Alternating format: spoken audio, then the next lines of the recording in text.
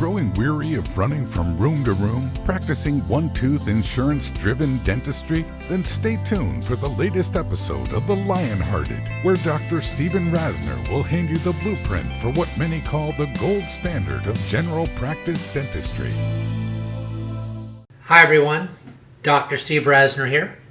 Welcome to another episode of The Lionhearted. I have several things I want to talk about. And whether it takes this podcast or the next one or the next two, I need to cover several things. First, I need to finish the beginning of the clinical information I shared with you last week about those of you that really haven't taken that many teeth out.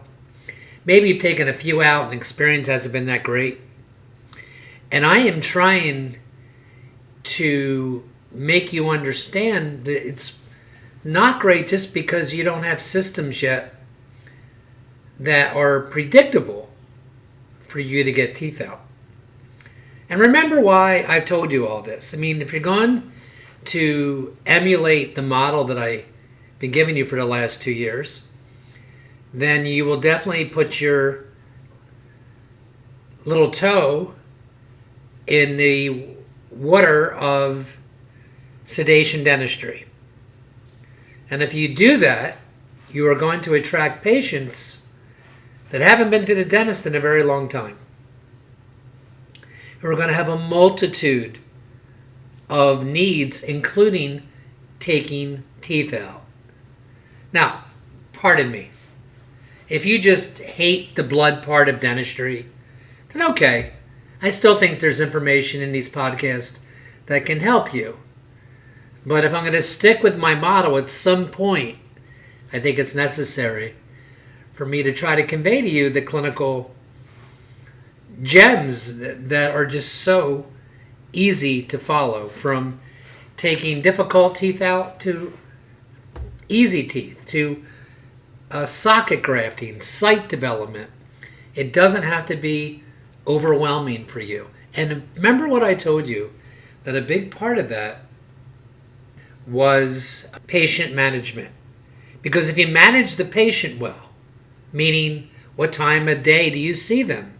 Just for clarity, I would highly recommend that you see your most difficult cases early in the day, for the patient's sake and for your sake. Are you even paying attention to that? So there's more I want to say on that, but now, before you turn me off, in case you think this is going to be all clinical, you know that I've known, or you must be accustomed to, an occasional rant by me to try to get you to change. So that's what you're about to hear. Please bear with me. Some of you give up too easy. Do you hear me? Giving up too easy. This podcast that you listen to weekly is an example of not giving up too easy. Now, I don't even have a clear objective for me personally as to why I do this, other than the emails I get from you and the occasional podcast listener that shows up at my courses. It's the truth. I think my primary agenda is my refusal not to be more successful than I am with this podcast, judging by the amount of you that download. And it has grown and is growing by my standards significantly. By trying to tune in more, a lot of things I've done, by not giving up. You know what the most overlying factor is that makes me say that? I just gave a course this weekend, the 2-day live surgery implant course in my office in New Jersey. And, you're with docs for 2 days. I've said it on here. It's not the reason I'm bringing it up. I'm pretty sure it's a pretty incredible, worthwhile experience. Those of you that have had didactic training and want live surgical training, it's amazing. But when we're together for a couple of days, we have lots of time to talk. In between patient cases, dinner at night, in the morning before we start, I hear you talking. And I know some of you aren't listening to me. Oh, you think my ideas are good and maybe they just work for me because maybe you think I have a really assertive alpha type of personality that would only work for me. Wrong. I just never give up. And you shouldn't either. It's right there in front of you. Not all of you, because many of you have written to me and it just unbelievably impacts my day when I hear from you that you just got your sedation license in New Mexico or Texas or all over the country where I hear from you. And that inspires me to keep doing this. In your process, you are providing things that sound a la carte. I'll do that. I'll do this. That's unacceptable. They don't have to accept everything. But you need, as I have defined in this program, to draw a line in the sand. And all of your lines in the sand should include at least one common denominator that I have. And that is that you will not overlook the treatment of their periodontal health. It's the basis for everything you do. If they follow and believe in you, the importance of their periodontal health, then your work's going to last longer. And that patient will be healthier. Not only in their mouth, that patient will be healthier. Why would there be any room for this to be a bargaining point? Either they have a beautiful, healthy periodontium without pocketing, without bleeding upon probing, stippled pink tissue that we all learned about in the first year of dental school, or they have gingivitis, or they have a range of periodontitis. And your job is to treat it within your realm. And if you don't feel comfortable treating it within your realm, let me come back to that in a second, then your realm should include a periodontist. There should be no room for that to cross the line in the sand. Something happened in my office today, which has nothing to do directly with why I brought this up. So a patient returns. Remember how I tell you I have cliff notes of patients, of major but major facts I need to know about the upcoming day's schedule. That would include returning patients, new patients, a plethora of facts that make that day be presented seamlessly. And one of those, as I said, is returning patients. Well, one returning patient today was confusing to me. And in fairness to me, she was on the schedule of a hygienist who was fairly new, who's still learning my ways. And when the hygienist presented to me after she had seen this patient, after she profied the patient, and is cluing me in, she told me that she declined scaling root planing a year ago. She hasn't been in over a year. I get it, COVID. But I could share with you stories like this from other patients before COVID, probably after COVID, who disappeared for a year. And her treatment was a temporary crown I did on number 11. That was still in place. When she told me this, I was absolutely confounded because I couldn't understand, number one, how we went ahead and prepped a tooth when she denied scaling and root planing. Now, she didn't have advanced periodontal disease. She had less than 15% bone loss, but she had generalized inflammation, bleeding upon probing, etc. And it wasn't the greatest next 5 minutes with my hygienist where I had to teach her a takeaway from this, and that is that you never prophy a patient from a year ago that declined scaling and root planing without coming to your doctor. I would think that's obvious to most of you. And this is a superb hygienist, by the way. It doesn't sound it right now, but trust me, this was way out of character. I don't know what she was thinking. And so I'm giving you an example that I know things can happen.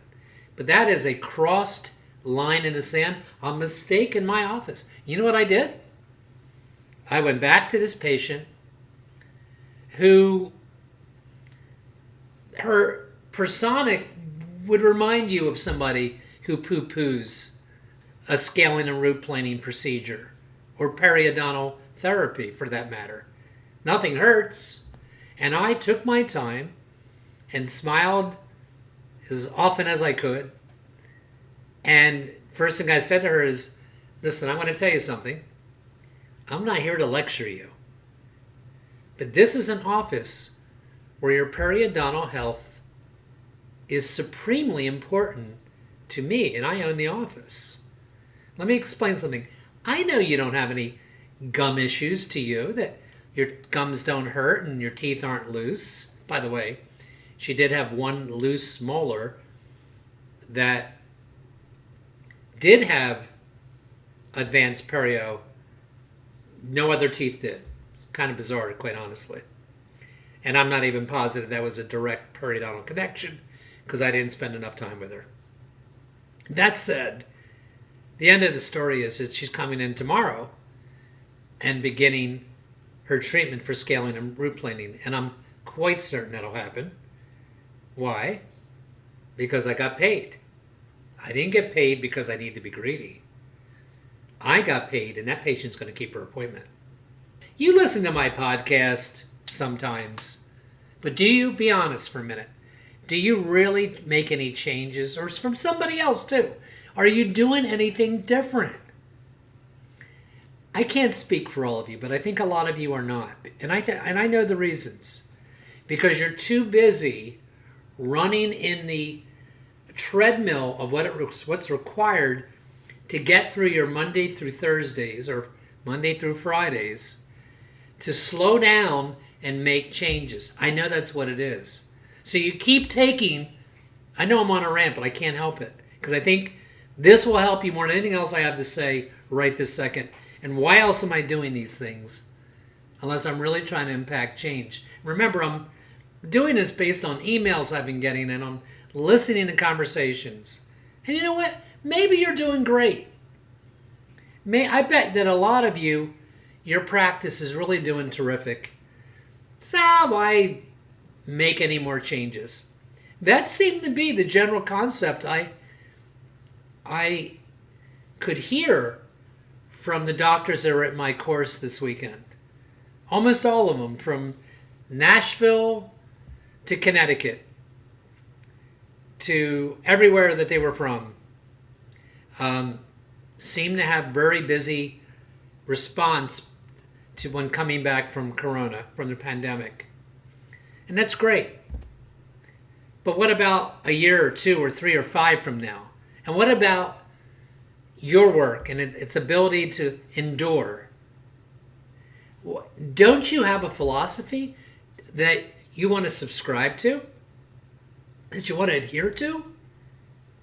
And do you have systems or not?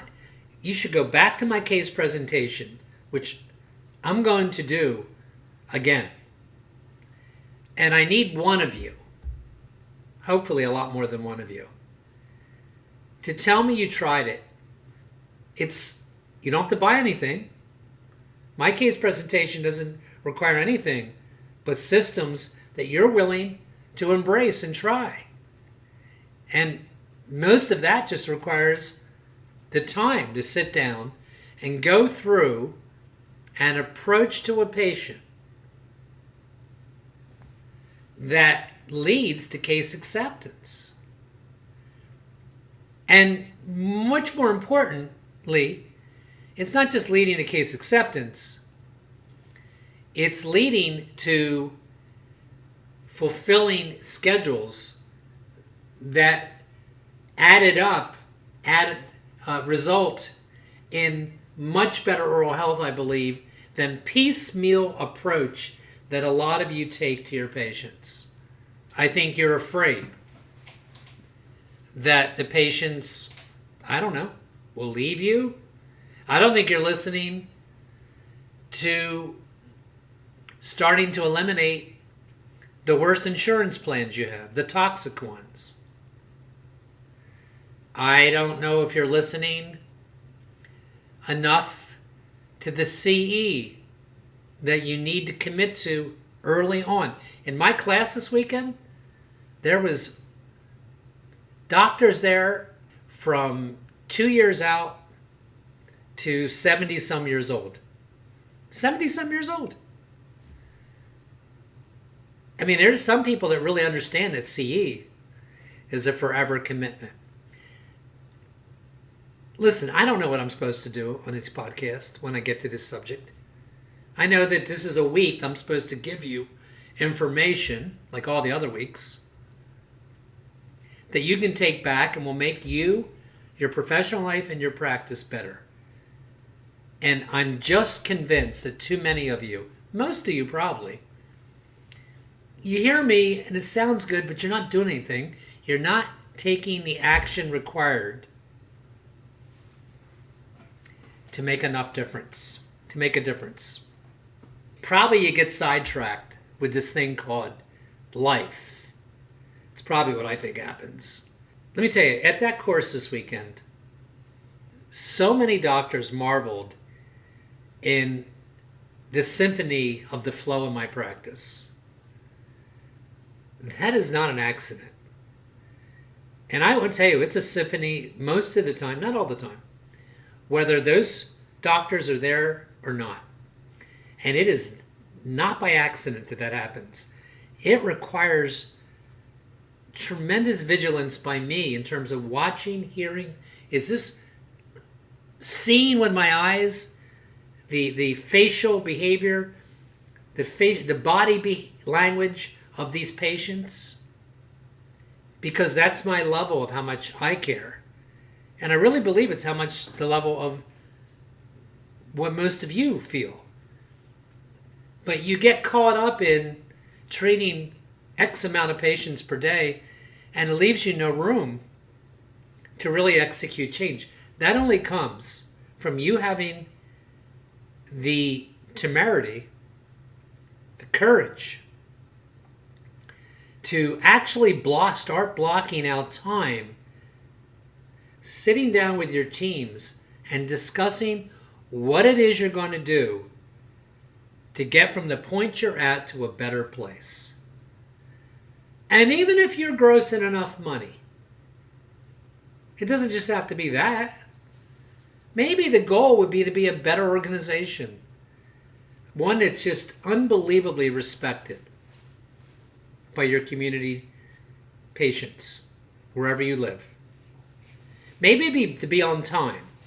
Maybe it'd be to have consistency of the operations that happen each week or each day in your practice. And by the way, it's obvious I'm not going to get to any more clinical in this podcast. So I'm on a rant. I'm going to finish it. Sorry. Sometimes I feel like a newscaster that comes on at night and gives you my opinion on things. But by stopping, how are you ever going to eliminate insurance, or those of you in other countries, how are you going to break away from your government recommendations, which I know they have in Canada, for example, of what your fees should be? Not all of you subscribe to that. Why are you subscribing to it? Or those of you that are associates, when is going to be your time to seek your dream? I mean, I'm not running for a political office here. I'm your friend, trying to get you to turn on that light so you can have one of the most fulfilling careers I can imagine that exist out there. I mean, working Monday through Thursday or 4 days you choose. Not having to work evenings, not having to work nights. Getting to do unbelievably advanced medical, dental procedures on appreciative patients that refer other patients. What is this? You think I'm making this up? It's real. But it's not going to happen for you if you keep doing things the same way that you're doing them. You've got to put down the drill, and you have to be willing to sit with your key team members. It doesn't even have to be all your team members. Depends on the size of your office. And you should have a written agenda, and it might take you a year. There's an old saying that I used to use in my presentations called, leap and the net will appear. And I've said that before on the podcast, and what it means is that it's like anything. It's when you diet. It's when you work out. It doesn't happen the first time you do that. But when you put in consistent, some of you just gave up too early, just like I started this podcast with, that sentence.